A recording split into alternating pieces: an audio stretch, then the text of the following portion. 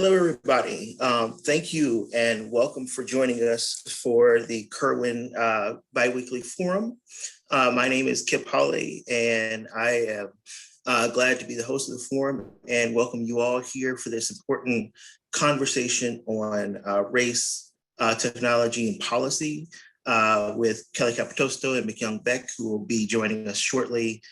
Before we get started, I want to kind of give you a few details, some housekeeping details about the forum and how we conduct that. So we have this forum every other week from 11 a.m. to 12:15 p.m. on Thursdays. Feel free to join us. And our speakers sometimes stay afterwards to speak and answer questions afterwards, but generally it's from that time period. Out of caution, during the pandemic, we've moved our forum to this online webinar format in order to promote public safety and make sure our forums are accessible. Just a few notes about this new format that we feel you should be aware of. First, everyone except the forum presenters and Kirwan staff are muted in terms of audio and video, so you don't have to worry about having to mute yourself or deal with any video settings. No one will be able to hear or see anyone except our speakers.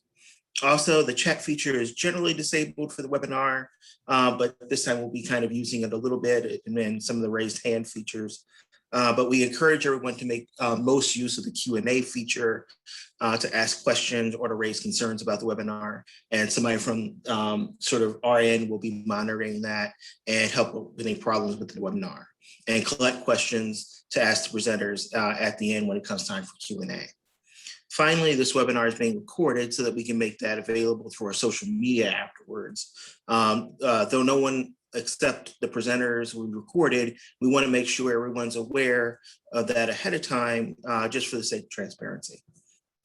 Today, we are pleased to be joined by Kelly Capatosto and Mikyung Baek from right here at the Kirwan Institute, and have them speak about this important topic. So I am going to go ahead and ask them to go ahead and start.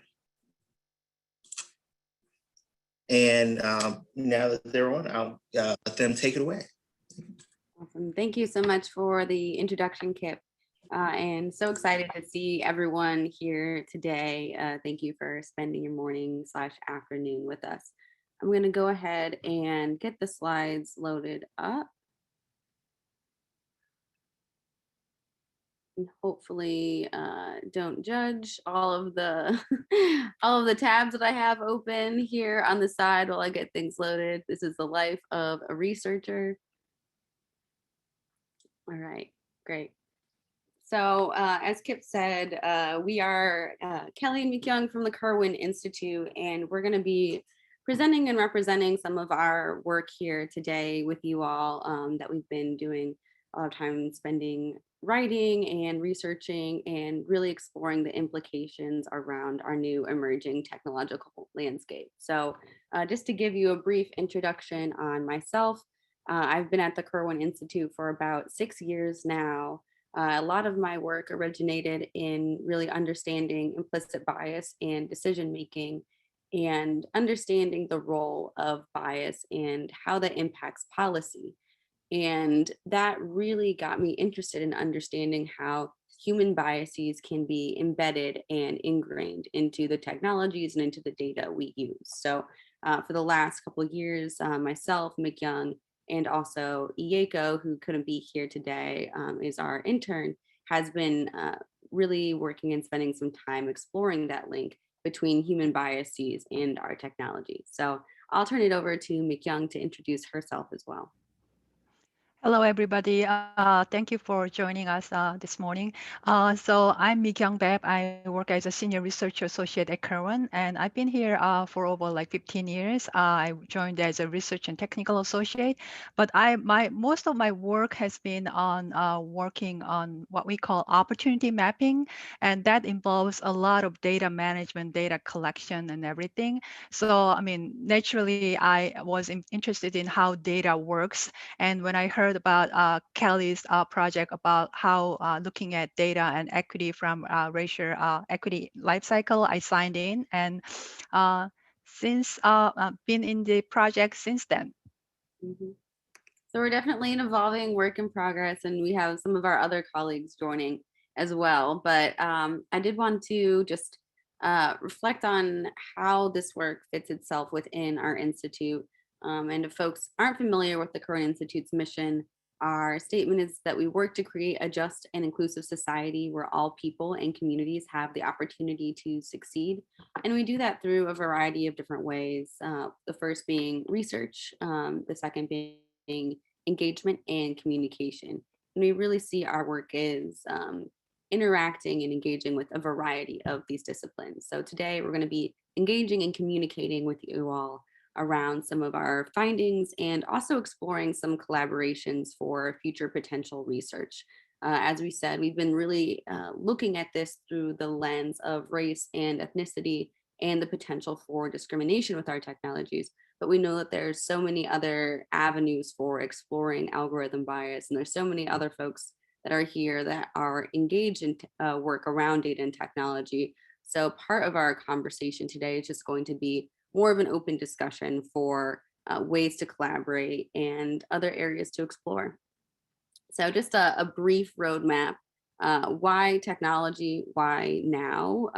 Again, just aligning this with Kirwan's mission and core values for how we can influence a more equitable technological landscape.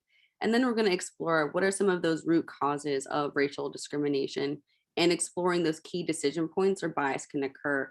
As Mikyung was alluding to, we've been working on understanding the data lifecycle and individual places where bias, where discrimination, and that type of thinking can enter the process. And then we're going to look towards understanding how do we define what is equitable then. As we first shared in a lot of our presentations, we talk a little bit about things that we don't really have a lot of solutions for. We can really unpack some of those root causes, but especially in the technological landscape, I think that a lot of these questions are still emerging and wide open. So this is a really important part of how we start to co-create some of our values. And again, just bringing this back to collaboration, questions, and feedback. So hopefully that sounds good to everyone for where we're going to be going this afternoon. So as we're talking about technology, it really is one of the most widely debated cases that we're thinking through, especially when it comes to public policy, because so much of our policy landscape has really leaned towards database decision making, relying on data, relying on the research, and using what we can do to make sure that we're not just basing our policies off of someone's opinion, someone's background or understanding. We have the hard data to represent it. So that's really where the field has been going for the last 10, 20 years. And it has kind of been just a straight push towards more and more advanced technological advancement. But now, as a field, we're really taking the time to evaluate what some of those pros and cons are. And of course, there are always going to be pros and cons. So as we speak to and talk about some of the potential areas for discrimination and bias, also know that it's not to say that we shouldn't be using technology at all, but how can we frame these technologies and build these technologies in a way that avoids these concerns? So of course, in the pros being, how can we access hidden data patterns, especially for these very deeply entrenched social problems, such as poverty, such as public health, such as racism and sexism, things that we previously didn't have the ability to access troves and troves of data over. There really is a potential to get at the root causes of a lot of those deeper and more embedded problems, to be able to streamline service delivery using algorithms to make decisions that impact different services and our access to public goods and different systems. And of course, to decrease budgets. If we can automate the process, any decision-making process, and have that be something that's more, that relies more on technology than the human decision maker, down the line, that's going to decrease budgets. Now, initially, probably not, as I think a lot of different agencies, different government entities are deciding whether or not to invest in some of these technologies now. Down the line, there is the projected possibility of decreasing budgets. And of course, the cons that we're going to be spending our time talking about today is what happens when these tools and these technologies are inaccurate or show some signs of bias for one particular identity over another. Is there a risk of perpetuating social inequities? We know that our society right now is already distributed in an unequal way, all of the mechanisms for opportunities. And so much of Mikyung's work and those that work on our opportunity mapping, it just really speaks to that of if we know that access to opportunity isn't distributed equally, how does that interact with our technologies? And of course, invasions of privacy and just individual autonomy and how the data gets collected and generated in the first place are really those main concerns that we've seen in the field around a case for or against the use of particular technologies. So as our first activity, I will ask that folks feel comfortable. Please do use the chat and share whether do you trust your technology, why or why not? And I'll mute myself a little bit here in a second just to get some answers. But as you're forming this, I used this exercise in a class of students recently, and we just got so many wonderful answers and so much engagement around this question that I wanted to include it in the forum today. Okay, trust. Okay, we have a couple trust or technology. You trust what you know. Anything new is sketchy. I feel that somewhat. Okay, a little 50-50, not completely. I don't trust my phone, but I trust my laptop more. Interesting. So different types of technology, different types of software. Trust the tech, not necessarily the people that run it. That one is really common of really kind of seeing our technology as more neutral or more objective, but it's really the human decision makers that start to imprint negativity or positivity into that process. Okay, concerned about privacy and taking steps to protect it. So not, again, not necessarily around the technologies themselves, but where is this data coming from and who might be having access to our data, to elements of our lives that we might not otherwise know, how data is being gathered. Um, and some folks work in the industry and have a little bit more knowledge and a little bit more autonomy around the ability to make decisions that are protective of their own privacy. So I think that that's also a really great point to bring up is that there is a very wide spectrum in terms of our technology literacy as individuals and how we can take steps to minimize our own concerns or even know those steps to minimize our concerns. So I think that for the most part there's a lot of I think there's just a lot of back and forth of getting to see that there are I think that the movement and the shift towards technology is inevitable, but there are definitely some of these sticking points and some of these concerns that we all are maybe feeling some tension around, maybe feel some concern around, but really don't know how to navigate or advocate for ourselves and being able to address some of those concerns, especially here around some of the transparency and privacy issues that I'm seeing in the chat. So thank you all for sharing for that initial just kind of touch base, and we'll continue to be engaged in using the chat box. Again, we're a pretty informal group here. But I just really wanted to illustrate that point because I think that we're all coming at this from different points and different perspectives. Some of you in the chat indicated that you're working in technology fields and have a lot of literacy around this subject and are maybe thinking about this on the day-to-day implications. Some of us might just be looking at our, looking at our phones and, our screens and knowing, I think that there's just a lot out there of your phone is listening to you, your phone is recording you, your devices are constantly watching you.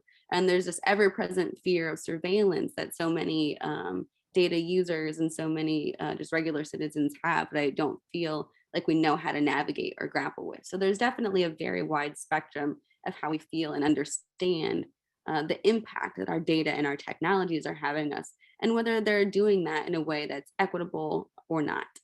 So when thinking about specifically the potential for racial bias or racial discrimination, we're going to go through some examples here in a little bit, but there are just some focus areas in the whole realm of technology, what the literature is really showing us. So it's going to be those analytic models with automated processes, and we'll talk about that a little bit later.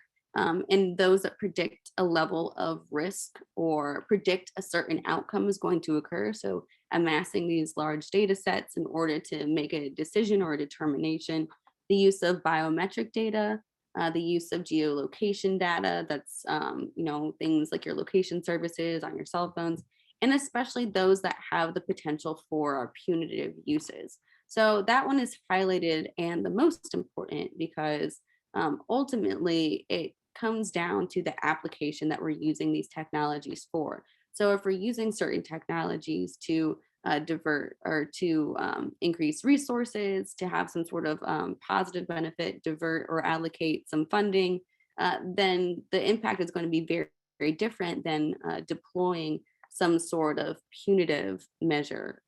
So for example, predictive policing. So that's just very important as we think through. It's not just the type of technology, but ultimately the use and what it's going to be around. So I'll explain each of these a little bit further. So when thinking about automation, it's really these ideas and these buzzwords around algorithms, AI, and machine learning.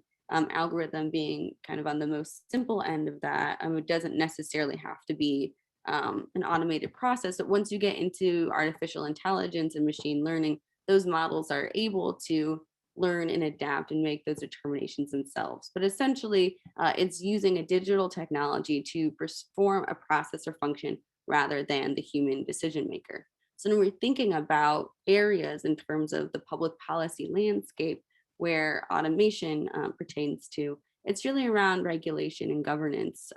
Where do we need to build in existing regulation? Do people need to be informed about what level of the decision making surrounding their day-to-day life is automated or not, or is potentially used by a human decision maker? So those are the biggest areas around automation, and that's going to show up in pretty much every other point as well. So biometric data, what that means is just using a physical or biological indicator to verify one's identity.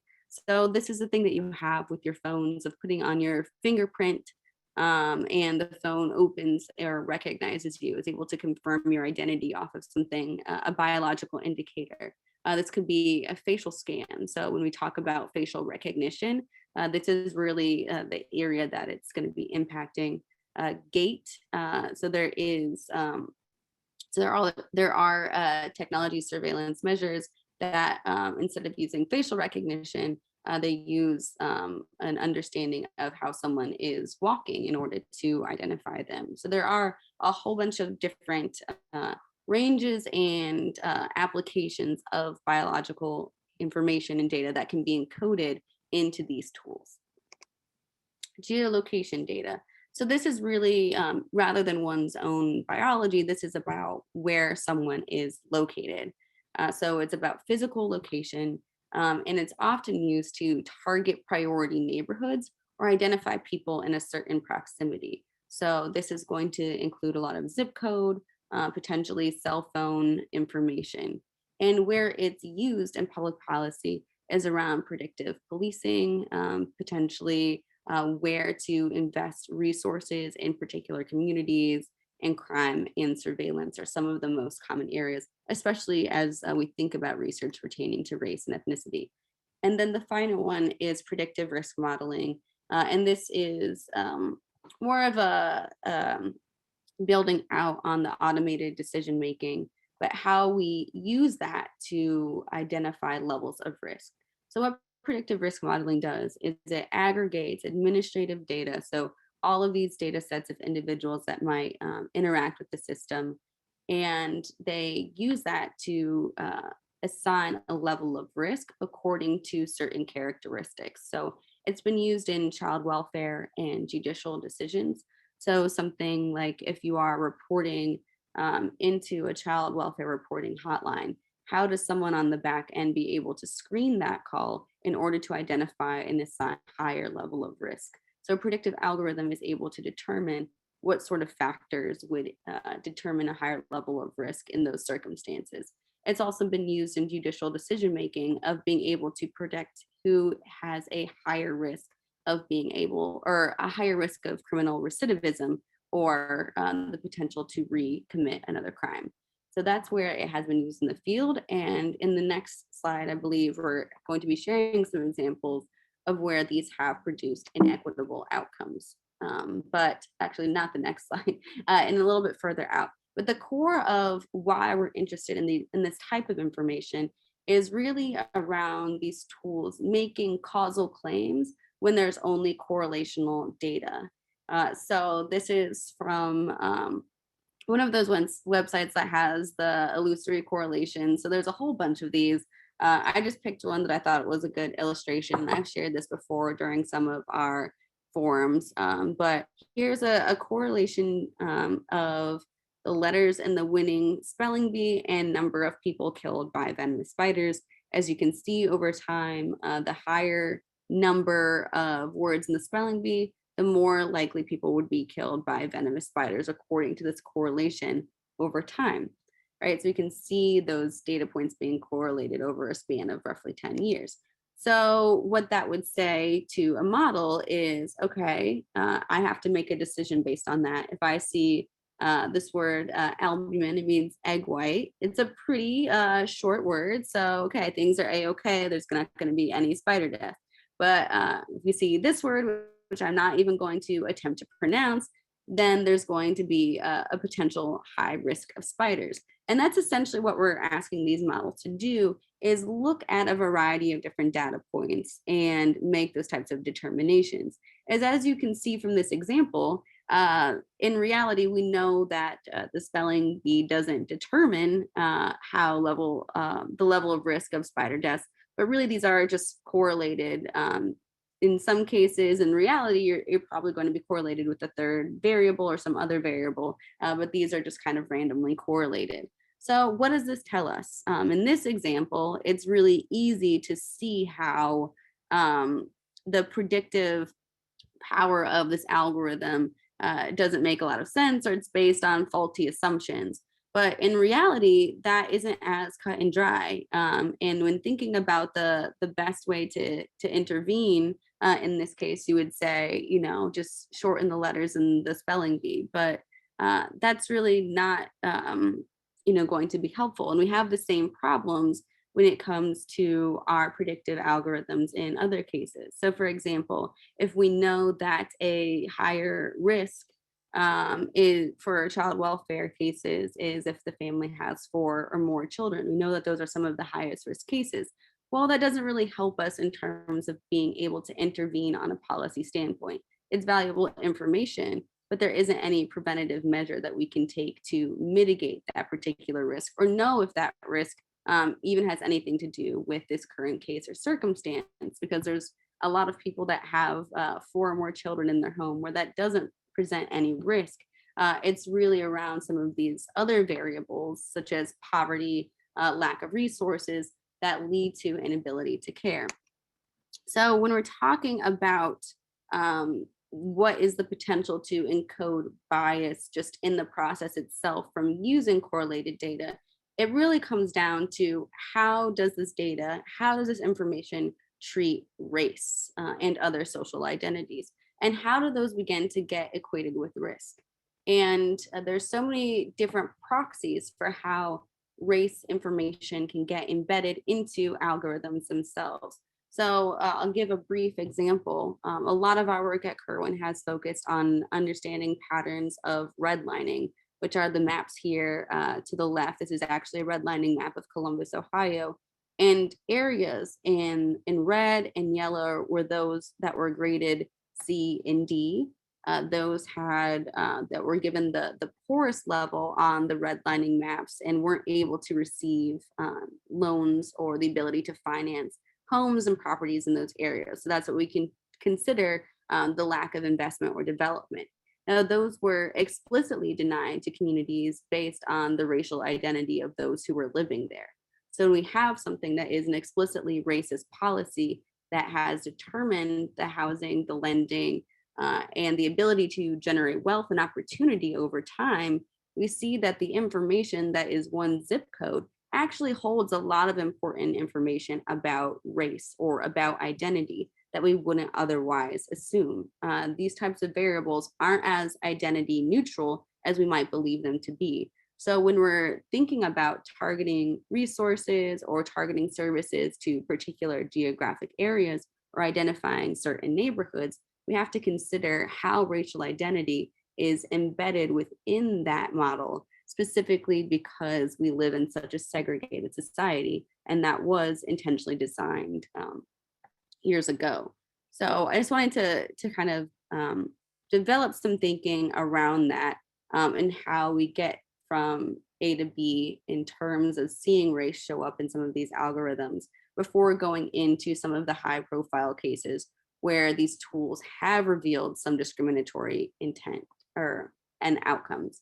So in legal proceedings, this one was one of the most high profile. In 2016, a ProPublica article revealed that North Point, as well as Compass risk assessment software, revealed racial biases in their pretrial assessment. So essentially what this was is defendants were meeting with judges to determine whether there was a risk for recidivism, and then the judge would make a decision about someone's bail or about their bond, etc. So what they found is the algorithm itself was more likely to identify white candidates as being low risk, but they did actually reoffend in reality. And the converse was also true. They were more likely to evaluate Black defendants as a higher risk for recidivism that didn't end up going on to reoffend. So that was one of the most high profile cases, especially as it was such an important decision in terms of a judge deciding someone's liberty, in terms of deciding someone's criminal justice outcomes. In hiring decisions, another really big example was in 2018. There was a lot of news stories generated around Amazon canceling one of their programs to develop an AI-based job recruitment tool because it kept revealing gender biases. Again, this is really coming down to that administrative data. Amazon was relying on past candidates that had been successful and looking at other qualities of successful developers and other folks to work there. But because the job market, because their own institution was so heavily male skewed, this algorithm started to penalize women. So seeing even if there was a woman specific club or affinity group or space, the algorithm was then dinging it because of that gender bias. Another study in healthcare specifically pertaining to race, and yes, Mikyung is including the articles here to accompany these. So I'm only doing like a very brief overview of some of these high profile cases, but there are examples that you can look for yourself. A 2019 study revealed that an algorithm to determine aftercare practices showed racial bias. And this one was really important. It was determining what kind of steps individuals needed to take after a health concern or health emergency, and the type of follow-up that would be required, whether it's in-home care or the degree of follow-up that needed to occur. So what they wanted to do is really use an algorithm to determine who had the highest level of risk or highest level of need, and really target those aftercare resources to certain individuals. But what they did is, to determine who has the most need, they used who is paying the most for their healthcare expenses, thinking that if someone is regularly paying for healthcare visits, then there probably is something wrong with them that would necessitate having to go to the doctor so frequently and having to have all of these regular expenses. But in reality, the opposite was actually true, or not the opposite, but a third variable of healthcare spending is related so much to wealth and financial income. Because if you have the additional money to be able to spend on your healthcare, you need to have at least kind of a set parameter of wealth that you yourself own, because healthcare in this country has been perceived as a luxury. So what ended up happening is they were targeting so many of their services to wealthy, affluent neighborhoods that were also predominantly white, because these were the families and these were the neighborhoods where the most spending was occurring, because they did have that extra income. Whereas poor Black and Latino communities didn't have the expendable income to invest in their own health. So then they kind of doubly got discriminated against, because that bias or that algorithm perpetuated those existing biases. And throughout 2020 and 2021, there was a variety of different firms and different institutions that began calling for facial recognition bans and moratoriums after identifying racial bias within them, especially following the wake of George Floyd's death and the following protests and racial resistance. These uses of biometric data by police forces really started to come into question, because we know that facial recognition does have a lot of bias, and some of these high profile firms such as Amazon, IBM, ended up putting their program on moratorium. We saw states such as California and Massachusetts start to implement policies around banning facial recognition in the use by public agencies. And at the federal level, the Facial Recognition and Biometric Technology Moratorium Act was introduced. So this is where we're at, and what the trajectory has really been in the field. We can see from 2016 to where we are in 2021. There really is a variety of different examples from healthcare, from the justice system, all across the board, being able to identify instances where our technology hasn't been implemented in a way that's equitable, it's implemented in a way that discriminates. And we have to start considering ways that our technologies in our own fields might be leading to discrimination, might be leading to racism, and might be perpetuating these inequitable outcomes. So for the next example, I want you to use in the chat of what examples of inequitable technology have you seen in your field? Or even just questions about whether it's inequitable or not. I know some of you indicated that you were working in technology landscapes, but some of us might not have that background, but might be grappling with similar questions of understanding where data might be biased. So even if you're not using AI, there certainly is a lot of other places where data bias can come in. So broadband access, that one is really important, especially in the last year, as pretty much all of us have moved to online mechanisms for communicating information. If that isn't distributed equally, then our access to these tools and to these resources are going to be very inequitable. Criminology, so DNA databases, access in general to the technology and to the internet. And that could also go around with consent and the use of resources. So for example, Facebook and all of the other apps that you use are free for a reason. I think a lot of us maybe watch some of the recent Netflix documentaries around this, but essentially the idea is, if your technology is free, then you're the product, you're what's being studied, you're what's being, the data is being gathered on. So I think that that's really important when we think about access to services. If there are apps or technologies that are free, how is our data then being used? Different comfort levels with technology. Exactly. When I talk to my parents about some of these ideas and just protecting their own data, it's a very different conversation.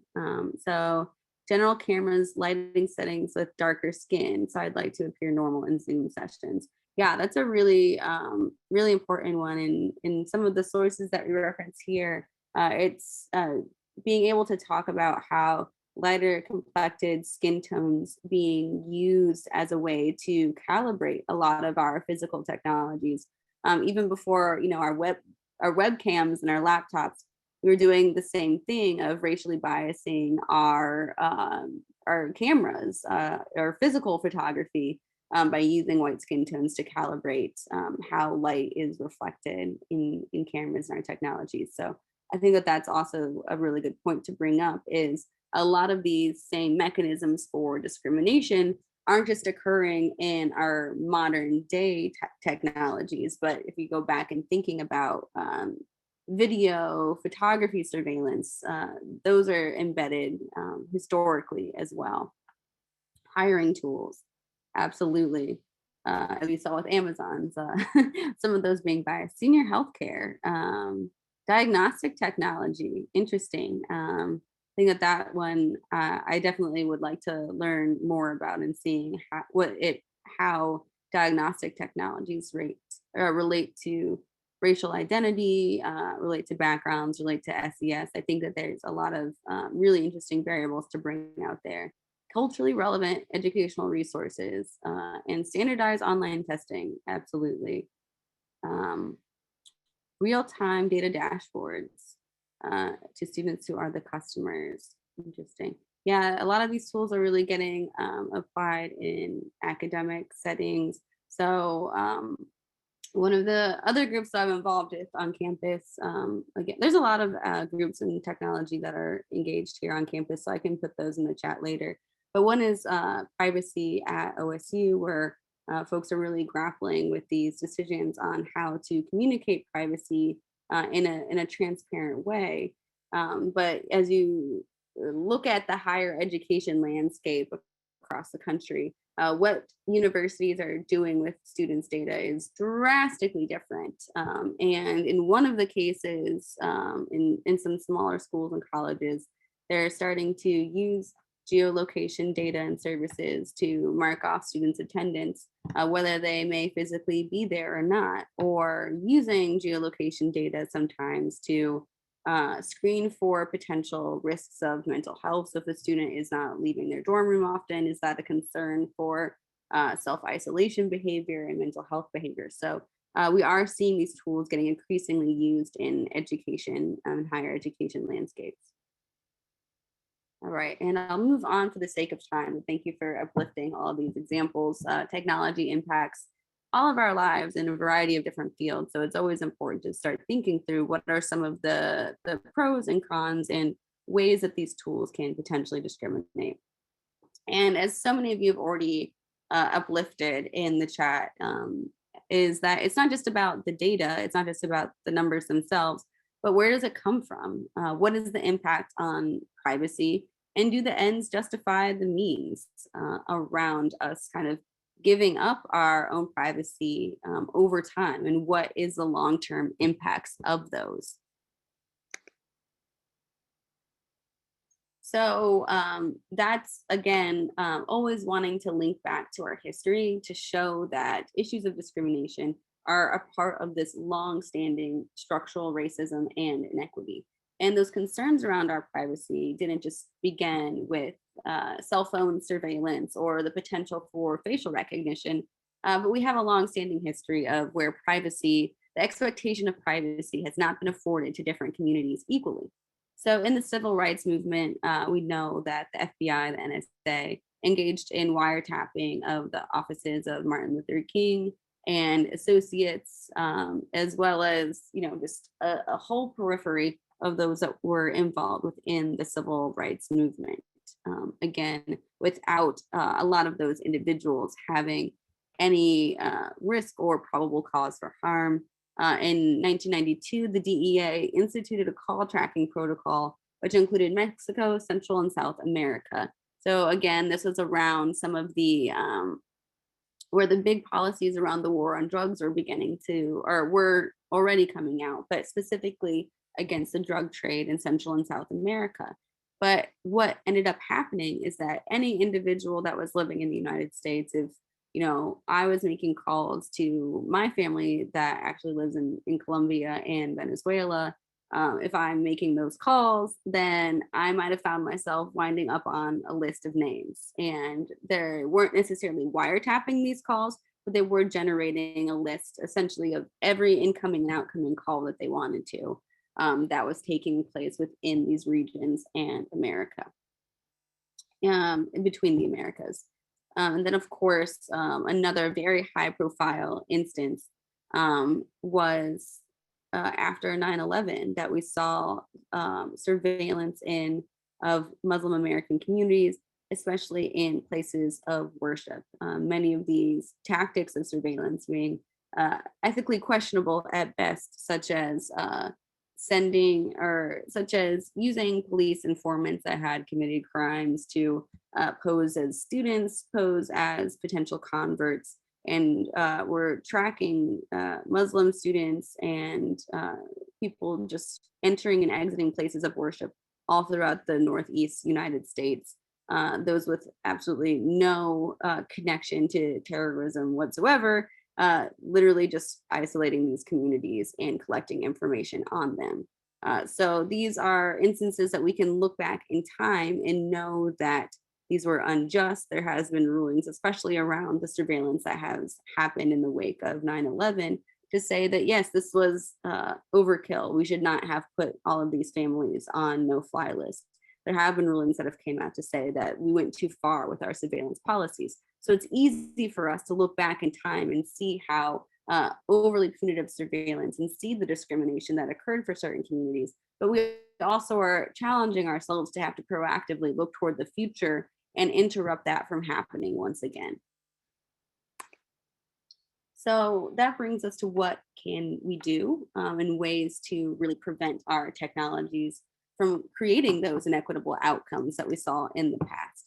And this is really where our work has come in thinking through how do we bridge that gap between understanding the root causes of discrimination present in technologies to identifying ways that we can move forward and really prevent and make sure that our technologies do not lead to racialized surveillance, do not lead to the inequitable distribution of resources like we saw with redlining and other policies that on the surface appeared race neutral. We want to prevent those same types of threats from happening again. So one of the ways that we've done that is looking at the data lifecycle, which I'll share on the next slide and ask Mikyung to comment if she wants to. Mikyung put a lot of effort in really thinking through and conceptualizing our data lifecycle, but specifically orienting our lifecycle in a way that we understand where human decision makers, where bias can enter the process and lead to inequitable outcomes, specifically along those lines of race, ethnicity, and other social identities. And then knowing that that is the case, that bias and discrimination can enter the process even without any explicit intent to discriminate, what do we do? How do we apply that knowledge to technology policy? So this is where we really do an analysis of what are some of the more prominent policies that are coming out at the federal, state, and municipal level, where we're looking at and acknowledging the implications of race and technology and thinking through what a model policy framework should and could actually look like. And the final piece, the final working paper that we have is really narrowing in on this digital surveillance and criminal justice example. So looking at where we are in just the criminal justice landscape, in the Black Lives Matter movement, and how some of these emerging technologies, facial recognition, predictive policing have been deployed, and what we can learn from our shared history in order to prevent those instances that we just shared from happening again. So that is what we as an institute are working on, just to kind of give a little bit more of a deeper dive into each one of these pieces. This is a figure for our data lifecycle that explores where the potential for bias would be at these core decision points. Data life cycles are not unique to our institute. They're not unique to any particular field. Every single field has a pretty standardized and codified way of how we approach the data collection process. This looks similar to, the scientific method for those that are in the social sciences. But what we really wanted to isolate is where human decision makers could be embedding their own personal racial biases into the process. And we included examples and literature specifically around the intersection of race and other social identities. So just to kind of illustrate here between point 4 and point 5, what a model actually produces and how that information is applied. Here's a chart. So one of the another really famous study revealed that Google search results were more likely to deliver ads that suggested a criminal record when Black names were used than when white names were used. So what is the application is individual decision makers on the opposite end don't know that that information is biased, don't know that that information coming to them has some racial inequities. So that can strengthen mine as an individual user's associations between Blackness and criminality, something that we know through the implicit bias literature is an association that is ingrained in a lot of white individuals in the United States. And again, we already shared that study of the ProPublica article, falsely identifying Black criminals as more likely to reoffend. Well, in application, this impacted real judicial decision makings and impacted real individuals' livelihoods. So this wasn't just an output, a level of risk that was biased, but it impacted and created unequal distribution of involvement with the criminal justice system for Black and white applicant or Black and white defendants, which we can really see is, a self-fulfilling prophecy of we know that these systems are unjust, and when applying some of the models, it really just continues to perpetuate the injustice over time.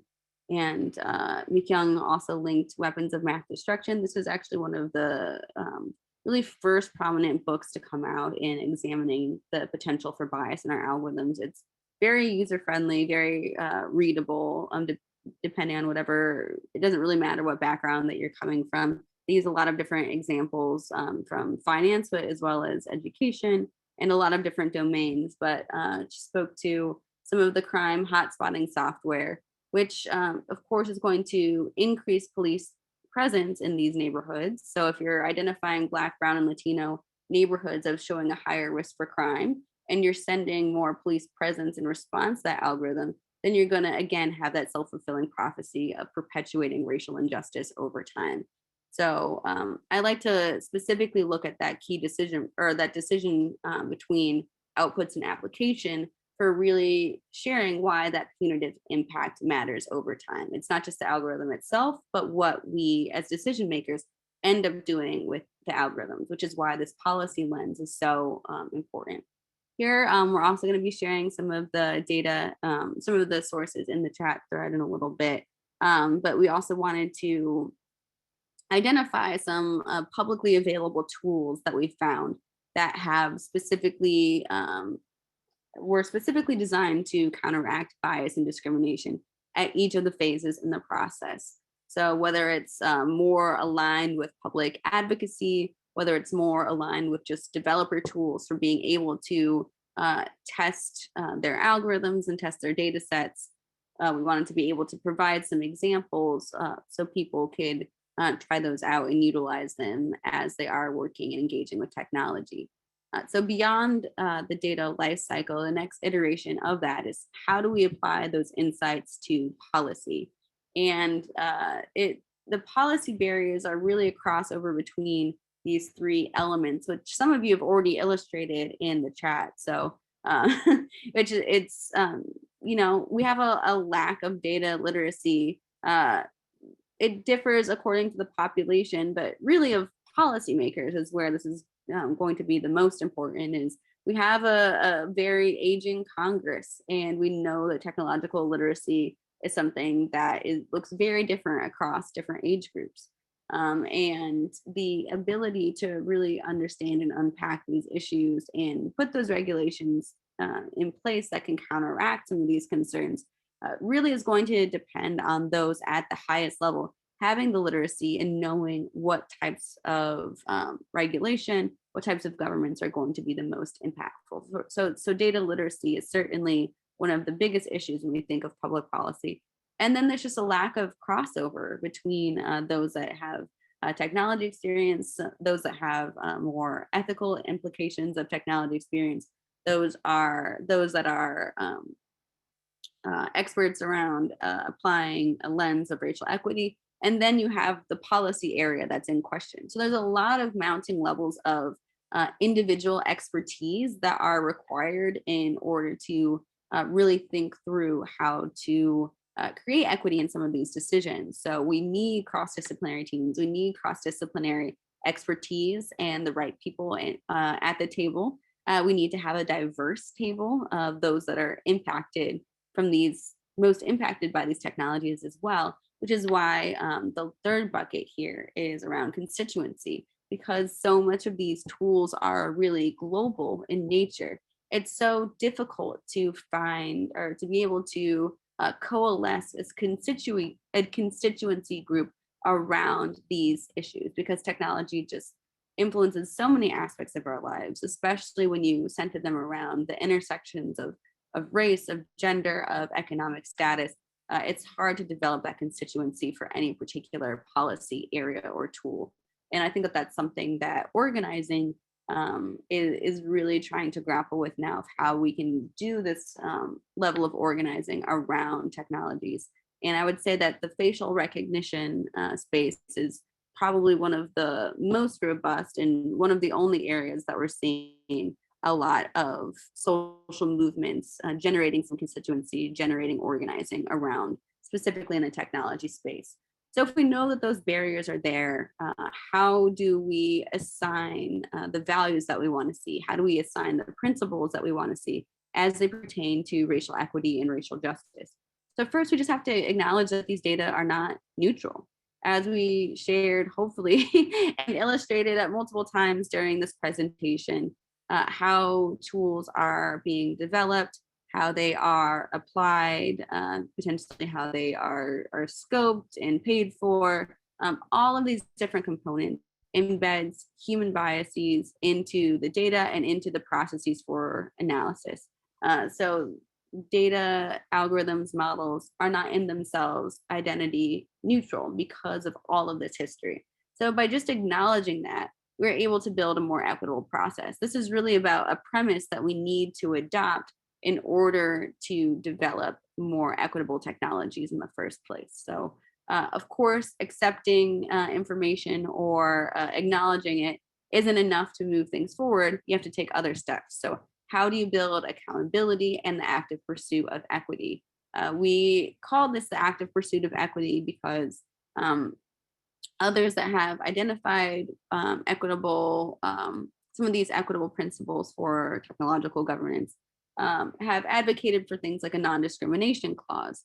Well, I think that that is wonderful, but it doesn't go far enough. It's not only that just we're worried about these tools discriminating at the end in terms of their output, but really how do we understand the entire system and where we can think about equity as more along the lines of that life cycle, not just an output. But we do need to have policies in place to really prevent these tools from, being used on the market if they do have discriminatory impact. So things like bias audits, if we're using a tool in the public sector, bias auditing should be a part of that process to ensure that anything that is being used, especially when it relates to very high risk situations in someone's life, like a criminal justice decision or a child welfare case, should engage in a high degree of scrutiny. And then you have, again, these punitive approaches that we talked about earlier is so we talked about the concerns around racial equity when it comes to punitive tools and criminal sentencing in terms of allocating policing to different areas and resources. But this non-punitive approach spans every social identity. And in our society, we have just allowed ourselves the fact that not every instance of criminal behavior is met with a formal sanction. So everybody here on this call, I'm assuming, has walked across the street or, one time or another and has jaywalked and didn't receive a ticket for it. So by increasing the ability of these tools to surveil all individuals, and of course, Black and Brown individuals more so, we're seeing an increased frequency for individual actions and that sanction to match. And we are not, and we as individuals, especially those of us with privileged identities, have already built into our society that leniency, that kind of notion of, you're not going to get caught. If every single one of us received a ticket every single time that we sped, how would that change the laws? How would that change how we felt about the policy landscape? How would that change activism? So I think that it's really important is it's not just around punitive actions being implemented inequitably. It's just why are we increasing the ability to have more punitive institutions be optimized and grow over time. We should be using our tools to expand resources, to expand access, not to punish its citizenry. And in terms of transparency, I think that that is just quintessential to every aspect of the process, and it relates to that literacy in general is how do we make transparency meaningful? Are we using language? Are we using terms that people understand? Are we really breaking it down? Are we allowing individuals to be a part of this process? Who is involved in decision making around the development of algorithms? Are impacted communities being a part of the decision making and the design? There's so many different avenues for how we can improve transparency and improve civic engagement. We just have to start thinking about it as part of the process, and again, accepting it as a premise of something that we need to embed in every implementation of these new technologies. So these are the final takeaways, and hopefully we still have enough time to do some Q&A here afterwards. But just that our models are internalizing our human biases from everything from what data we use, what purpose and how those are being applied, previous marginalization, as we talked about with redlining and opportunity, can serve as a proxy for future risk. And what that can do is really perpetuate these injustices, perpetuate this racism over time. And we're more confident in these tools than our human decision makers. So that overconfidence in our objectivity of these tools is really a huge barrier for our accountability and our accuracy, which is why that last page started with, we have to accept that these aren't neutral, these aren't objective before moving on to any other action that can be taken. And of course, it depends our cognitive biases as well, and more importantly, the structural biases that exist in our society are what is perpetuating racial inequities. So not only do we have to think about these technical tweaks, determining the level of risk or what is a reasonable threshold for error. Those are technical decisions that need to be made. But how can we actually think through the use of technology for eradicating some of these inequitable structures? So that is all I have. I know that is a lot of information over a lot of different sectors and a lot of technical data. So I do appreciate everyone being so engaged in the chat and in these conversations. And I'm really looking forward to the questions. Thank you all so much. Yeah, and just a reminder, if you have a question, feel free to pop that into the Q&A. And I think Kelly, Mikyung, and I, we can all see that and be able to answer it from there for the next 15 minutes. So, feel free to answer with any Q&As. This has been a great presentation. And I figure a lot of people probably have a lot of questions or comments or things they'd like to share. So I see a question here coming into the chat. So for those that aren't familiar, there was recent firing of two ethical AI leads at Google after allegations of discrimination, putting here in the chat. And I will say that this instance, again, was one of those high profile cases that has recently emerged. But also we know that there has been a history of other cases of where these whistleblowers, where folks that are coming to do kind of the data AI and equity work, there have been these very high profile firings or mass exodus, I don't know, over time at some of these bigger firms. So it does seem that there is a culture where whistleblowers, where those that are, kind of raising their hands and bringing up potential issues, are being silenced. So that's my individual take on it. But I think that there are more examples over time that we can look to, especially now that some of the earlier architects of some of those data and technologies have come out as saying, I think that this was a great idea, and I really didn't understand the implications that this would have further down the line. So you are seeing a little bit more of those that are inside the fields being a little bit more comfortable speaking to the inequitable impact they had in their role in technology. So I think that that's a really great case to bring up. Thank you.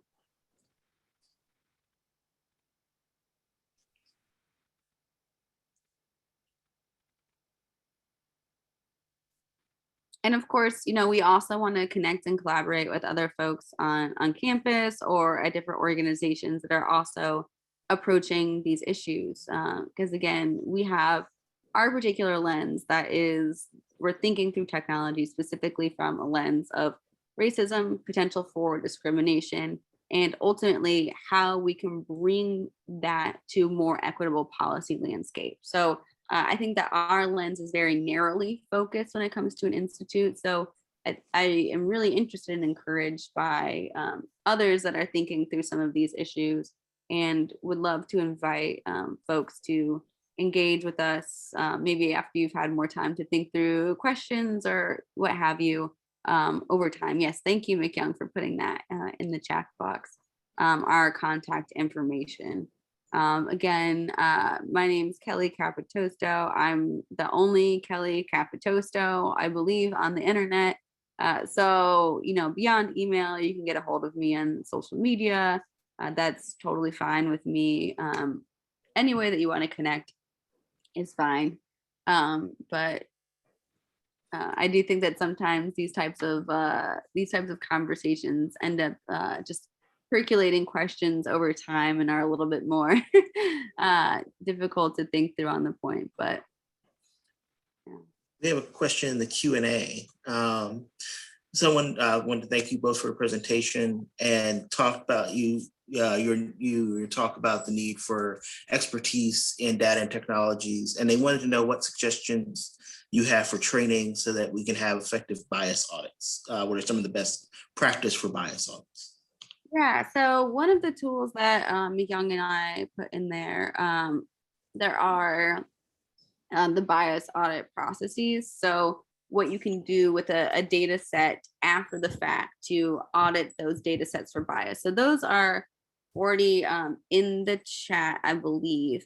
But I think that what the question sounds like to me is there's the question around the bias audits at the end, but also how do we just engage in training around the subject? And I think that that is really one of the biggest areas where there are a lot of gaps in, and why we as an institute have been really investing in trying to do these types of presentations, is because this type of information is not as readily accessible. There aren't really a series of entities doing a lot of workshops on that whole process, that data life cycle, and really working with decision makers to understand and grapple with some of these ideas. I will say that, that is something that we're working on and doing at the Kirwan Institute. Annie Casey, they're one of the entities that are in child welfare, and they've developed a toolkit that is specifically looking at also implementing and understanding racial bias. And one of the resources that I personally use a lot is Data and Society. They do webinars, they do podcasts, and they have full scale research reports, but they also have these very succinct guides around understanding the implications of data and technology. So one of my favorite ones is racial literacy in tech. And it really flips the head on that question. Is questions around the literacy is usually okay, how can we get individual citizens to be more technology literate so they can understand these questions, or whatever, what have you. And the question should be is, how do we get those that are already making these decisions to be more literate around issues of racial equity? And we need to have it as two sides of the same coin. So I think that that piece is also a really good one as far as thinking and engagement. So I'll put in the chat, data in society. I really like that as a resource. Mhm.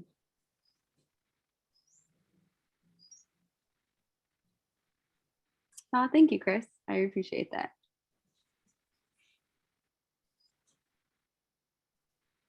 So we still have time for a few more questions if anyone has any other questions or thoughts.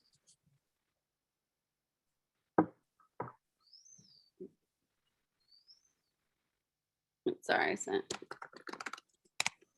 a private message. I meant to send it to other people.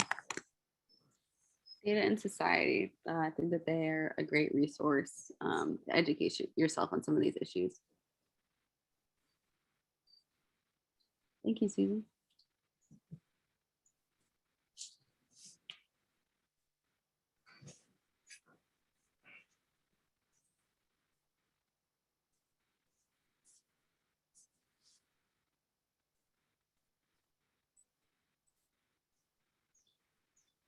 Oh, that's a really good question, Catherine.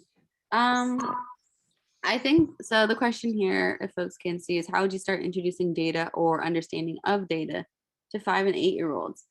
That is really interesting. I think that, well, I'm illiterate in being able to answer that question because I'm like, what do 5 and 8-year-olds know about technology already? Like, do they have accounts? Like, are they able to use a tablet, use an iPhone? Like, already that's revealing my gaps as a millennial and being able to know what is the general level of literacy for young people in this day and age too. Because I mean, certainly I think that being able to speak to youth around, the apps that they're using, and how that's being collected is going to be very helpful. I mean, if even as young kids are, I know that one of the kids I used to babysit, they had questions around the kind of the personalized marketing that the Roku TV uses. Like, how do they know that these are all my favorite shows?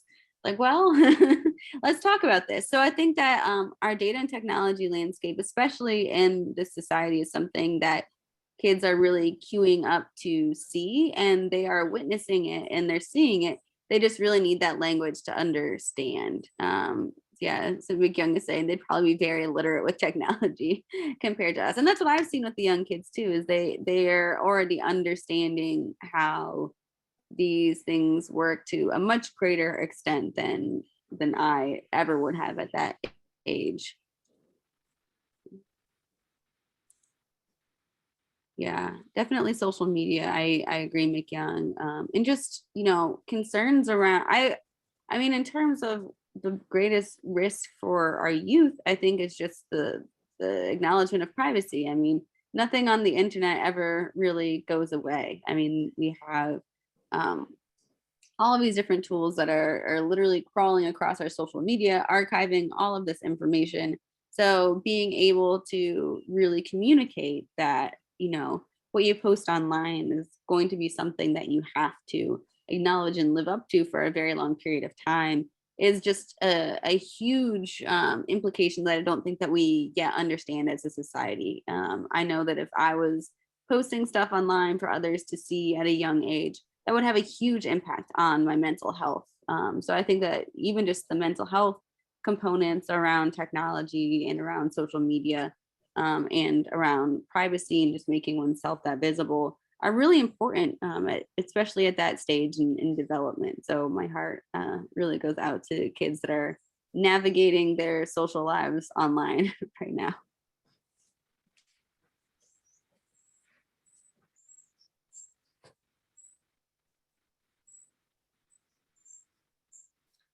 So the final question was just thoughts on how we can engage and build educators' capacity around data and technology.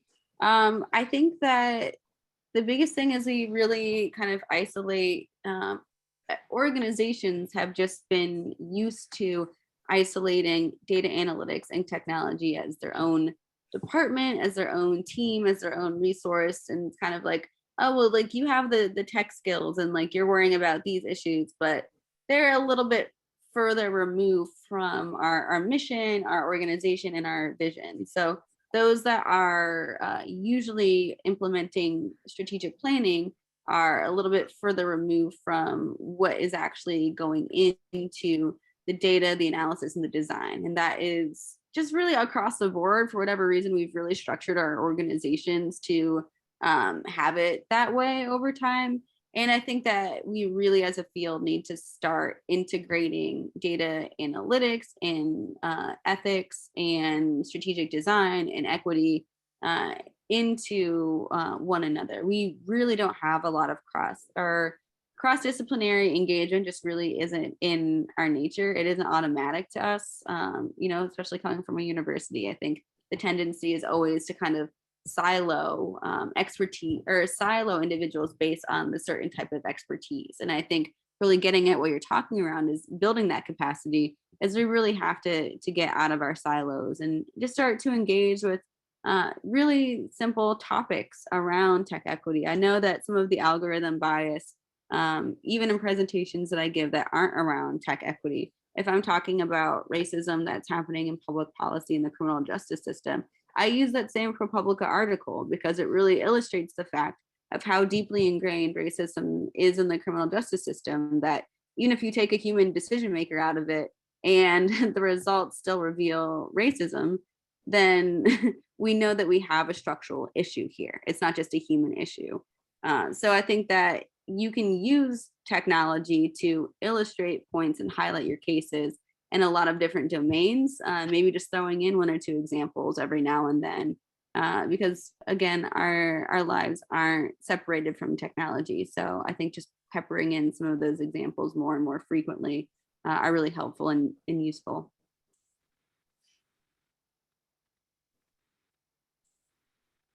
Jonathan asked, in COVID-19, has there been an increase in data technology?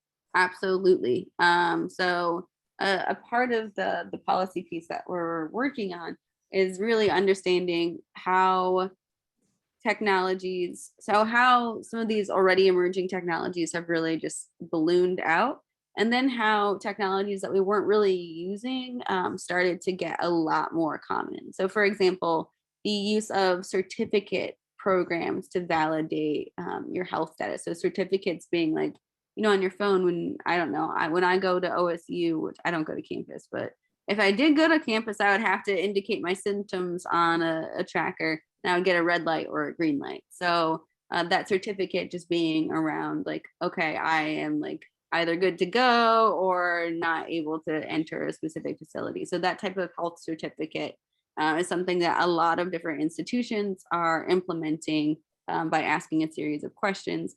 And that's getting more and more common over time, of having for individuals to have to demonstrate their credentials on a digital platform. So the use of those types of certificates wasn't really something that we were doing very much prior to the pandemic. Also, obviously, Zoom and more the comfortability around web-based digital technologies and using that as a platform for communication is definitely a lot more common. But as you said, the push for data analytics, I mean, it's greater more now than ever, especially because we were having to evaluate the pandemic in real time. There is such a push for that rapid, time-sensitive kind of dashboard-based information that individual users can look at and track. So I think that a lot of agencies were really tasked with the need to modernize their data collection and data sharing practices through the pandemic that might not have otherwise done so. That's a great question. Oh, we had a question from the Q&A that I wanted to get in as well. Someone asked if there is a policy or any language at Ohio State around tech equity. Did you know? I don't know if there's a tech equity policy at OSU. I would say there probably isn't. Yeah, I mean, OSU does have their commitments and values specifically to racial equity in the principles and the mission of the university, but I don't know that there's anything specific to tech equity, to my knowledge. So that's a good question. If there is, let me know, but I doubt it. Oh, a question here in the chat says, are there any AI or algorithms that have found that are addressing racial bias in the right way or are moving in a more equitable self-auditing direction? So I think this is a really good question and something that I want to bring into the conversation more is how we can leverage technologies for good. And I think that sometimes even myself, we get so concerned around how do we prevent harms that we don't focus on the good uses of technology, where that's really what I wanted to stress in the principles is if these tools are being developed as a way that is a check on institutional power, then like that is something that needs to be evaluated in terms of the ultimate application. So there's a term that I've become familiar with. So in terms of surveillance, you have surveillance, but then there's surveillance. So sur is kind of like the top down, and su being more kind of across. But essentially how individuals have been using their technologies, using their cell phones to capture instances of racial bias and discrimination in real time, and being able to bring those to the public sphere and raise awareness around it. So there is kind of always that equal side of every single technology that individuals have been able to co-opt those tools and use it to reveal discrimination and the powers that be. So I think that there is always just a pendulum swing with any technology that occurs, but beyond those tools, I'm not as familiar with particular models that I would like specifically endorse. But I would say, for example, I would look into Allegheny County and their use of predictive algorithms in child welfare decision making. I think that they're a great case study because they went through a multi-year process of really understanding and engaging on how to do this well. So essentially, they wanted to use an algorithm that would determine a level of risk of maltreatment. And they initially started with like giving a child a score between like 1 and 100. I believe they started it out at the day they were born.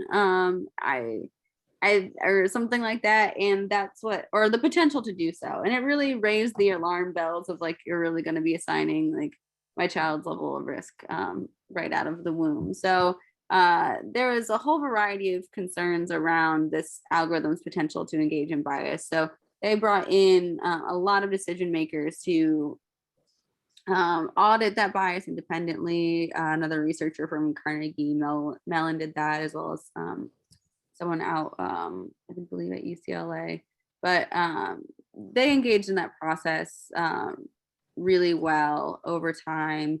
I would say, well, they engaged in that process and it is a very good model for what to consider over time. They improved a lot from their first instance, but I think it's a really good development of like ups and downs and different factors to consider. NYU, I know that NYU has been working with the city of New York City to adopt racial equity into their algorithm process for how they're doing child welfare decision making. So it is something that is integrated into the design of different public agencies. But in terms of that connection between having the research done to validate it and having that public input as well as the technologies themselves, I think we're still a little bit of a ways away from having these very thoroughly evaluated designs, if that makes sense. But definitely check out the Allegheny Family Screening Tool, as well as the different iterations of public input and the design in that process. All right. Well, this has been very illuminating. I'm glad we got some questions at the end. I think this is one of those topics where you don't really hear about it a lot. And I think it needs to be heard more. And I think people really sort of took hold of thinking through some of the implications of it. And I just want to thank both you, Kelly, and Mikyung, for sharing your expertise and your time here with our audience. I thank the audience for their great questions as well and joining us. And yeah, I'll just invite everybody to join us again in another couple of weeks when we have our next forum. This forum is being recorded, and we usually have that out in a day or so to everyone who's registered. So if you're registered, you should get an email with that and an invite to the next one and the recording for this one. So thank you. And I don't know if you have any last words on your end, either one of you. And otherwise, thanks for joining us. Thank you. Appreciate it. Thank you. Thank you, Kip. Thank you, Kelly. Thanks,